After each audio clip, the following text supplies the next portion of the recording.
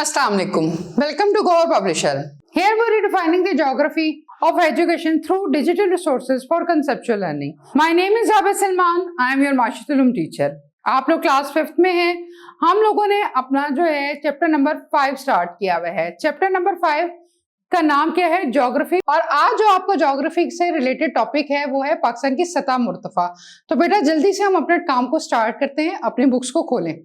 पाकिस्तान की सतह मुर्तफा. सतह मुर्तफा प्लेट्यू जमीन के ऐसे खदोखाल को कहते हैं जिसकी सतह अपने गिरदो नवाज है, यानी कि जिसमें इर्द गिर्द से बुलंद जबकि इतराफ में अमूदी ढलवान, अमूदी होती है तिरछी ढलवान को कहते हैं, जैसी मैदान जैसी हमवार हो. पाकिस्तान में 2 सतह मुर्तफा है. नंबर 1 सतह मुर्तफा पोठोहार पंजाब में दरियाए सिंध और दरियाए झेलम के दरमियान वाक़ है. इसमें वाक़ बड़े शहर रावलपिंडी, झेलम, चकवाल, अटक और दारुल हुकूमत इस्लामाबाद आते हैं.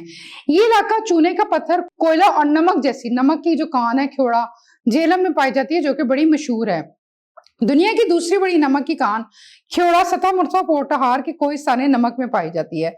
मशहूर जगह जहाँ पे हम फिरने जाते हैं समान, सक्सेर और कलर कहार की वादियां दराए सवां और हारू हैं.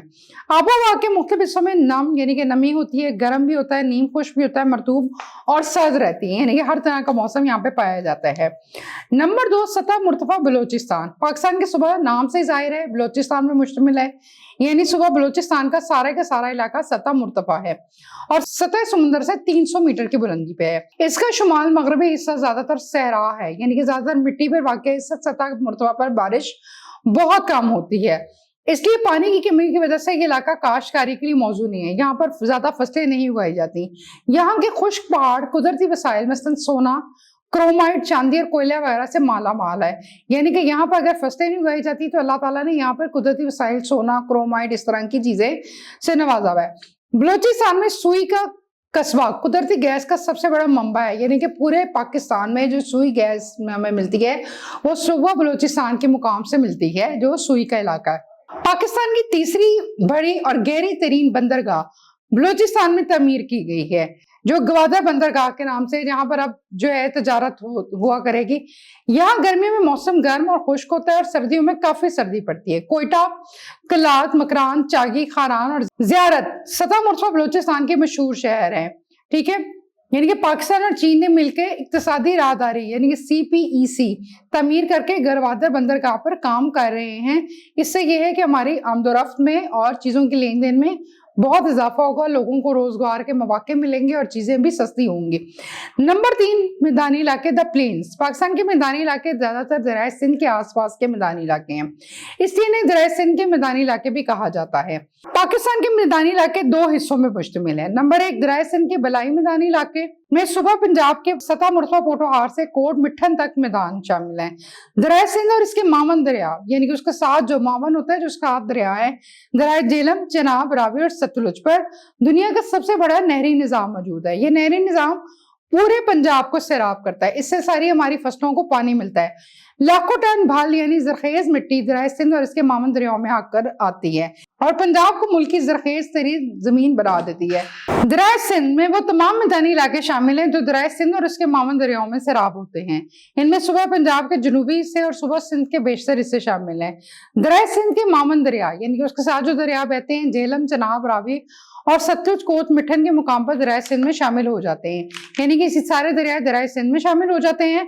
जहां ये से दरिया सुबह सिंध में बहरा अरब तक तनहा बहता है, फिर दरिया सुबह सिंध तक ये सारा दरिया अकेला जो है वो बहरा अरब तक जा पहुंचता है. डेल्टा का मैदानी इलाका सुबह सिंध ठट्टा के मुकाम पर दरिया सिंध की लाई हुई जरखेज मिट्टी से बनता है. डेल्टा किसे कहते हैं? जो मिट्टी के इलाके से बना होता है. दरिया सिंध में यहाँ से बहता हुआ बहरा अरब में जा गिरता है. दरिया सिंध की मुख्तलिफ ज़रूरी फसलों जैसे गंदम, गन्ना, मुख्तलिफ सब्जियां, अनाज, मकई और कपास वगैरह के लिए भी यहाँ पर मशहूर है डेल्टा.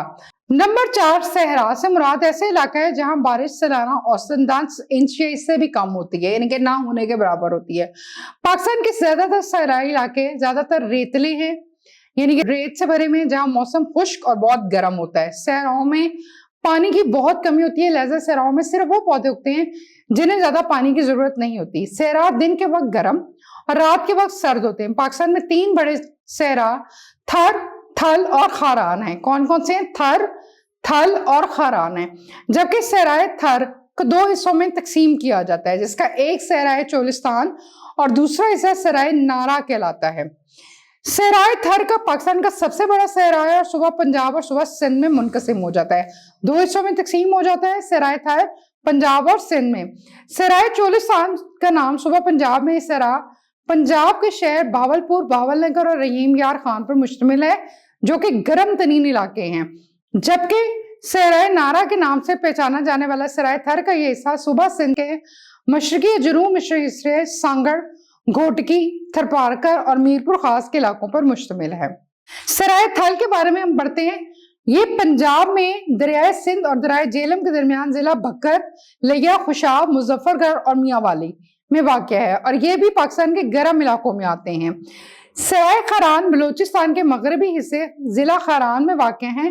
صحرائے خران ارد گرد کی پہاڑیاں اور یہاں کا موسم انتہائی خشک ہوتا ہے، جہاں صرف کانٹے دار جھاڑیاں اور پودے ہی نظر آتے ہیں، یعنی کہ صحرائے کٹپانا بھی ہے پاکستان کا بلند ترین اور سر ترین صحرا ہے۔ یہ صحرا 2226 میٹر کی بلندی پہ واقع سگردو اور گلگت بلتستان میں ہے۔